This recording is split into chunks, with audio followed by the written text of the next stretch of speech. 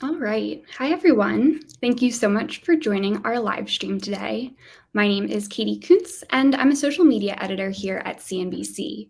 I'm joined by our senior markets correspondent, Bob Pisani, and today we're going to be answering all of your questions about the latest stock market moves. How are you doing, Bob? All right, Katie. I'm just about to go on vacation for a few days in California, but it was a good day overall. We're trending down a little bit in the middle of the day, but it's been a pretty good week for the stock market.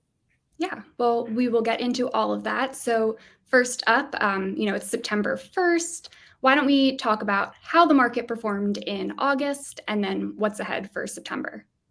Well, it's really been a tale of 2 months in August. The first part we had the economic data was stronger than expected, and that's not good news because that means the Fed will keep raising interest rates. The market didn't like that.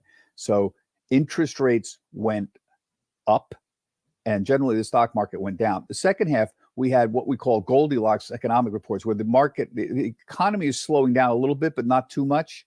That's what Goldilocks is. It's right in the middle. Don't slow down too much. You don't speed up too much. And that's kind of the perfect scenario. And that's what's happened. And we had this again this week. So even today, we had a jobs report out. The unemployment's ticking up, but not too much. Wage growth is still happening, but not too much. That's Goldilocks, right? So we've had a string of good economic numbers this week. We had the JOLTS report. We had an inflation report, the personal consumption expenditures. That's the Fed's preferred measure of inflation. Still shows it moderating, still high. They need it to come down. But anyhow, generally, it's been pretty good. So September is really about threading that Goldilocks needle.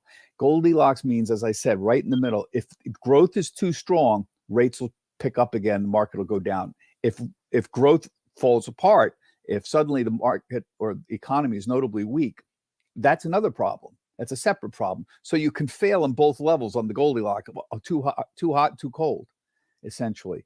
So as we go into September, that's the big issue, threading that needle, that Goldilocks needle. Stocks aren't cheap. I mean, we're up 16, 17% this year. So it's not like stocks are really cheap and everybody wants to buy them necessarily. The other issue that's floating out there is China, which has been notably weaker this year. And that, whether you like China or hate it, it's a major part of world consumption. They're the biggest consumer of commodities in the world.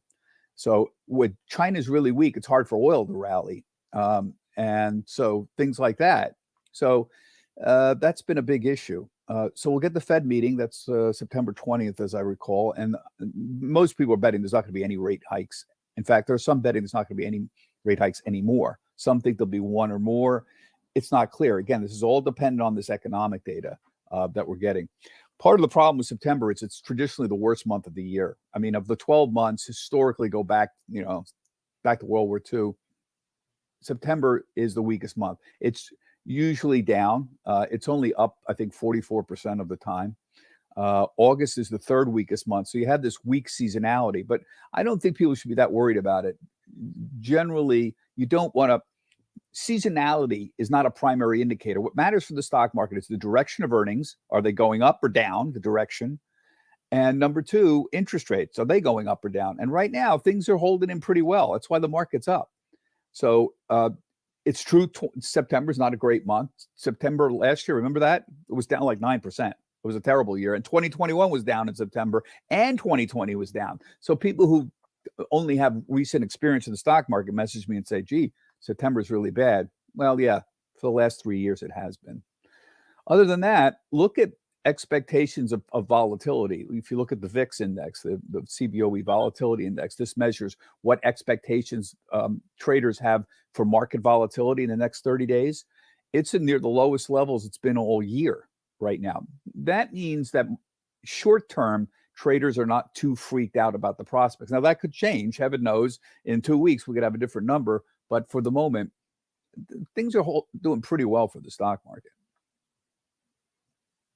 All right, well, we'll definitely see how things play out. Our next question, Bob, does the yield curve inversion signal a recession? What does that mean? Well, it used to be, and when you have so the yield curve is what the interest rates are for Treasury bonds, and traditionally you get a upward sloping yield curve. That is the yield on a 1 year Treasury typically is lower than the yield on a 5-year treasury, and 5 years are typically lower than 10, and 20 is higher still. So you get upward sloping. The yield curve is inverted right now, meaning the highest yields are the shortest duration stocks. So 3, 6 month, 1 year, these are paying, north of 5%, and a 10-year is paying 4%. That's an inverted yield curve. And the reason that's happening is the Federal Reserve controls short-term interest rates because they control the money supply. And so the Fed has been aggressively raising short-term interest rates in an effort to slow down the economy. And they've succeeded. They have succeeded in raising rates. The economy is slowing a little bit, but not too much. There's the Goldilocks. But 10-year yields are actually lower. And what's the market is saying here is long-term, going out 10 years, they don't think the interest rates are not high enough. The 10-year yield is under the 1-year yield. So that is a sign that generally people are not that worried about dramatic inflation longer term. They think it's a little more under control. Now, traditionally, because all of a sudden you're jacking up interest rates really fast, this has been a sign of recession in the past. And this has historically been the case. Whenever the Federal Reserve suddenly jacks up interest rates to slow down the economy, when they do it really fast, it generally induces a recession. And it does that because they don't have any real control over anything else. It's not a very blunt instrument. All you have to do is just change the money supply and you can control interest rates, but that doesn't necessarily fine tune the economy. So usually they overshoot, and everybody knows this. So this is why when you get suddenly spikes up in short-term interest rates, particularly when it gets inverted, it's traditionally been a sign of recession. That may happen. So far, it hasn't. So far, everyone's been wrong. That's the funny thing. There are multiple points of failure here where you could be wrong on the soft landing, and so far, they've been right. So wouldn't this be something if the odds are that we will have some kind of recession, but so far it hasn't materialized in any dramatic way. So wouldn't that be something if the odds are low that the Fed would not induce a recession, and yet so far that's actually happening. So this goes to the whole point of you can't tell what the hell is going on. And your best bet is to figure out what your risk tolerance is and stay in the market for whatever level of risk tolerance you have. But trying to pull out and go back in, this market timing thing doesn't work. Mm-hmm. And here's a good example today. Beginning of the year, everyone was convinced there was going to be a big recession. And that's why we had such a big drop in the market last year. We were down 20% last year. Everyone was convinced we were going to have this massive recession. Earnings were going to fall apart. They didn't. So far, everyone's been wrong. Someday somebody will be right about this, and we will have a recession. I think that's a reasonable guess. But, you don't know when it's going to happen. And if you would have pulled out all your money in January, you would have been, the market had a huge run already. Mm-hmm. So there you go. Yeah, I feel like we've been talking about a recession forever now, but we'll just have to wait and see how things work out. So our next question, Bob, is about high dividend stocks. So does it make sense to be in high dividend stocks anymore? What do you think? It makes sense to collect interest. So, for example, for years, it didn't matter to have bonds. It was a stupid investment. It really was. But now that you're getting 4% on 5% on a 1 year, 4% on, higher duration, 10-year, it does make some sense to have money in interest in instruments that pay you money. Treasury bonds do that now. How much you put in depends on your risk tolerance. But it does make some sense. Dividends with stocks are a tricky matter. The academic literature is it doesn't matter that much. And here's why. If you have a stock that's $100, it pays no dividend, you have $100, right? You're invested in that stock, you have one share, it's $100. If the stock pays a 1% dividend, so one day all of a sudden it pays you 1%, you now have $1. But the day that stock gets paid, the ex-dividend date, the stock should drop to $99. It has to, otherwise you're having free money. Think about it. You don't get free money. A dividend is not free money. They're taking money out of the company and giving it to you. Therefore, the balance sheet, the amount of money they actually have should drop, and the stock should drop proportionally. So here's what happens when you have a dividend. If you have a $100 stock, no dividend, you have $100 in that stock. If you have a $100 stock that pays you a 1% dividend, that stock should be $99 and you have $1 in dividends in your pocket. The economic difference is the same. $100 stock, no dividend, $100 stock with 1% dividend, $99 plus $1. And academics have pointed this out for decades. Some people want the money, and that's perfectly understandable. A lot of people don't actually reinvest dividends. They consume the dividends. I want the money. I want to spend it. That's perfectly reasonable for people to say. But the problem is there is a mental trick that people think happens that doesn't happen. People think if I get a 1% dividend, I'm getting free money, and they're not. So as long as people understand that, it's fine. But most people have a hard time getting that through their head, that there's no magic that's happening with dividends. It's a preference that the investor has. They want to consume the dividend. I want the money, folks. I don't want it just sitting in the stock. I want the money. I need it right now. So I don't have any problem with people consuming dividends. The idea that it's free is the problem I have. Yeah, I think that's really helpful clarification for everyone. So next up, what's driving the NASDAQ, Bob? Well, it depends on how you look at it. The NASDAQ is sort of short-term for tech stocks, and it's true a lot of tech stocks list on the NASDAQ. So what's driving tech stocks this year is AI, the frenzy over AI. This sort of matches the frenzy that I saw. I mean, I've been at CNBC 33 years. I was around when the internet frenzy started, and I can remember very well. It was the Netscape IPO. Netscape was a browser, and it was, August 1995, I think. And that created a sensation. All of a sudden, people discovered the internet, and they discovered CNBC. I tell you, our ratings went through the roof when that happened. And all the way from about 1995 and 2000, what we now call the dot-com bubble, our ratings went through the roof. We became famous on covering the internet revolution. So the AI revolution is sort of a continuation of, it's not something new. It's just a continuation of tech improvements that have been going on for 200 years. Since the invention of the microchip, obviously there's a lot of new things going on.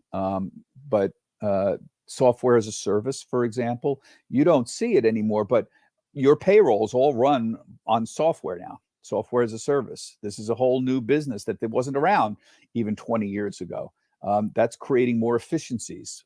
Yes, some people have lost their job, but people are always losing their job. There's always new jobs that are being created. So I'm a big proponent of AI because I think it's going to make things even more efficient. And believe me, we need to be more efficient. You don't want to be less efficient. And it can help us discover new drugs and new technologies.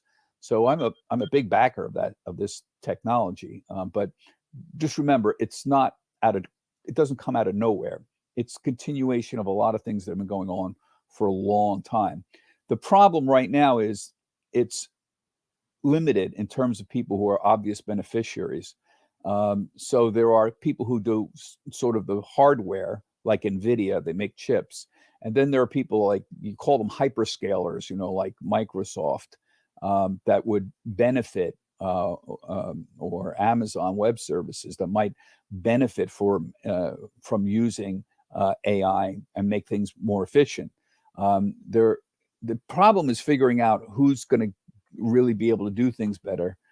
So there are some industrial companies, like Eaton, that are involved in industrial automation. That's a good area where AI can make things more efficient. And so people are looking around, figuring out, well, who else is there out there who could do well using more AI? And it's really just using technology to make things more efficient. That's really what it is.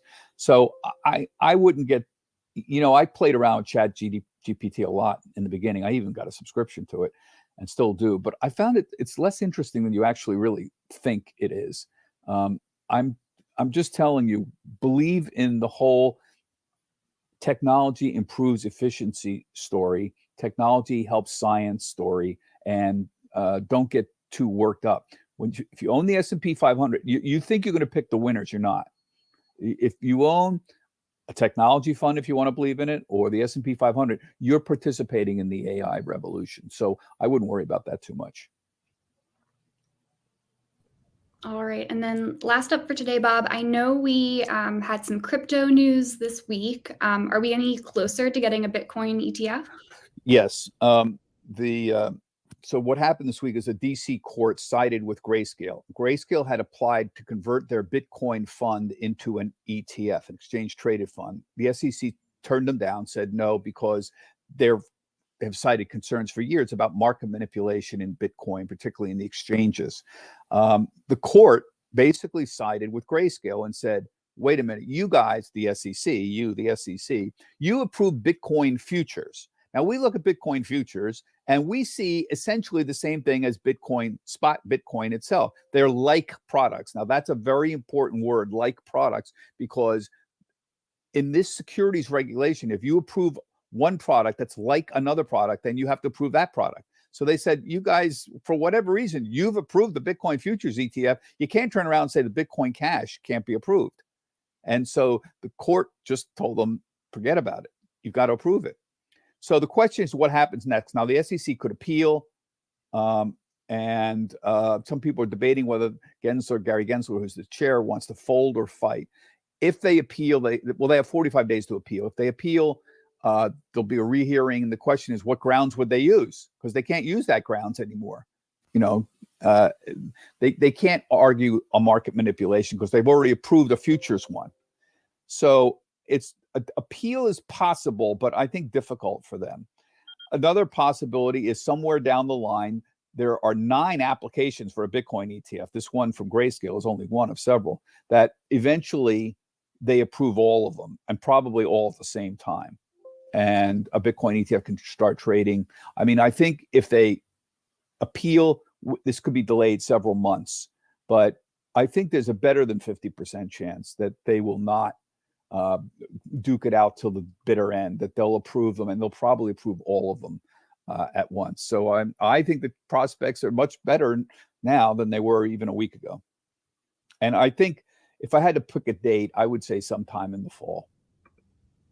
Yeah, we'll definitely keep an eye on that. It'll be very interesting. I'll tell you why it's hard to figure out. There are hardcore non-believers in Bitcoin who think that it's rife with manipulation, and heaven knows they may be right. We have no idea how the stuff is owned and where it's owned. Unlike where stocks, we know, large owners of stuff. We know who the large owners of Apple are, but we don't have any idea who owns Bitcoin or where it goes or how it works. It really is difficult to figure out, and potentially ripe with manipulation. It's not, that concern is not going away. So there are hardcore people at the SEC who think we should fight to the bitter end. But my sense is there might be more realists that are out there. Yeah. Well, there's definitely a lot of buzz around this, so we'll keep watching. Yeah. And we'll definitely, I'm sure, be talking about it for months to come. So thanks again, Bob, for answering all of our questions. Thank you to everyone for sending in your great questions. Have a great time on your trip out west, and we'll talk to you soon. Thanks, Katie. See you in a couple of weeks, everybody. Thanks for the questions. Thanks, everyone.